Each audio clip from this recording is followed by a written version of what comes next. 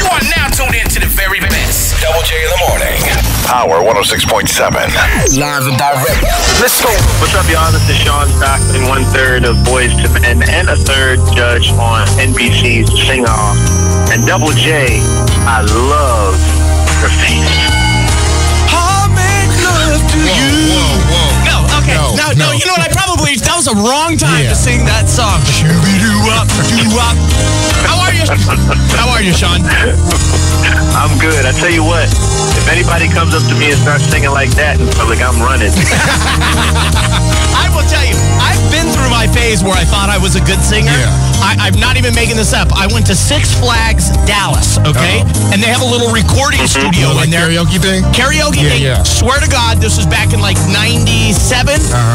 I started singing a Boyz II Men song at Six Flags Dallas. And I went back and I thought, man, I just killed that song, right? Yeah. And sure enough, I killed it already. That was horrible. Dead. Do you ever get sick and tired of people coming up to you singing to you? You know what?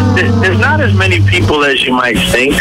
But I guess let's put it this way. The ratio of good singers against bad singers a lot of times, it really favors some of the bad singers. I mean, I tell you what, I wish that I had the ability to take certain people and just sign them right away, you know, in a lot of cases, because I do come across some pretty cool vocalists, but then it's pretty horrible. So, I mean, but it's okay. It comes with the territory. When you first started, you were telling us that you're 1/3 of the group Boyz II Men. I just want to say to you, and don't take this the wrong way, but there are days that I hate your guts, Shawn. And the reason I say this is because you have cost me so much money in child support.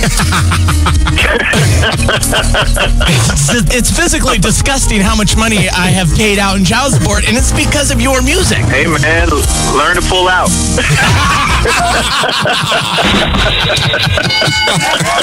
When Boyz II Men was in their heyday, were there ever arguments that you guys had on creative differences or harmony? Shoot, in the heyday, we do it now. It's still pretty much the same thing after 22 years. But yeah, I don't think that ever changes. I mean, I am fortunate enough, it's a blessing and a curse at the same time to be in a group with who I think are two of some of the best musicians the world has ever seen.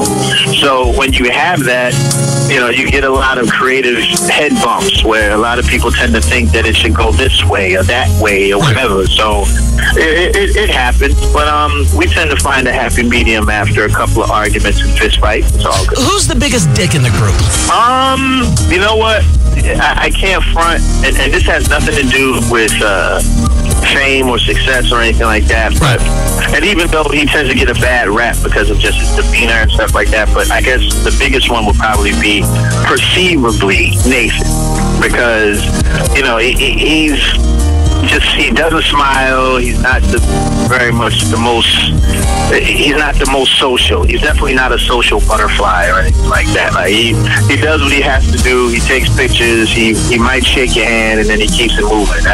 But that's always been him. That has nothing to do with the success of the group or anything like that. I mean, even in high school, he was hated because of that whole thing. That's just who he is. I heard a rumor, and maybe we can put it to rest right now, that you and Nathan got into a fist fight at one point over Mariah Carey. Really? I never heard that one. I thought I heard all the rumors. I never heard that one. Did you buckle down, Mariah? No. I never, and I would never fight another group member over a woman that's already married. That's ridiculous. Right. So that never happened. Yeah, no, that never happened. No. Speaking of the group, let's put another rumor to bed real quick. What happened with Bass? Some say he left the group because of fighting and stuff, or he left because he was sick. What really happened? It had a lot to do with his physical and his, I guess you could say, his emotional instability in a sense.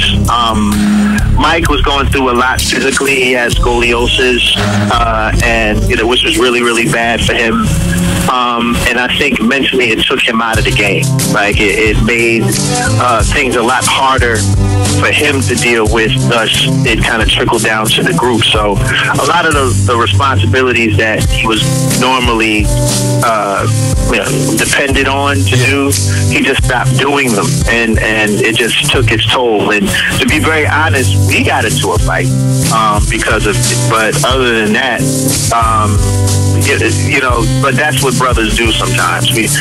Brothers fight, brothers get into altercations and things of that nature, and he's still my brother at the end of the day. It's just that, we just chose to go separate ways, and he's doing what he's doing, and we're doing what we're doing, and that's pretty much how that goes. I posted on my Facebook page on Friday that you would be on the show with us on Monday, and a mom, I thought this was really, really interesting, and I told her I would ask you. This lady went on my Facebook page and said, "Hey, Double J, I have a son who's autistic, and I'm having a really difficult time, and I know Shawn has a son who's has a child who's autistic.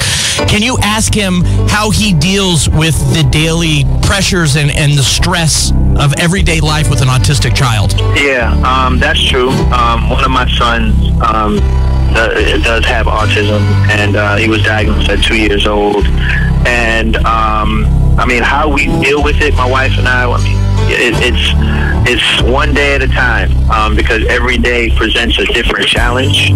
But to help with a lot of the stresses that a lot of parents, that we've noticed a lot of parents go through, we basically tried to create a charity called Micah's Voice. My son is named Micah. And we created this charity in honor of him to help other parents and other who has kids with that condition. And basically we want to raise enough money. The goal is to raise enough money to sponsor a child, sponsor a family for a couple of years or so, to help them with the financial burden that autism tends to, autism tends to make. So it's a tough thing. It's still fairly new. A lot of people don't know much about it. So we're striving to not only provide funds, but education. MicahsVoice.com is where parents can go to seek that information, to get whatever they need to know about autism. And even if you don't have a child or somebody that does, you can learn more about it on our site. And that's how it's done. Wake up, wake up. Wake up with Double J in the morning. Weekdays 6 a.m. to 10 a.m. on Power 106.7.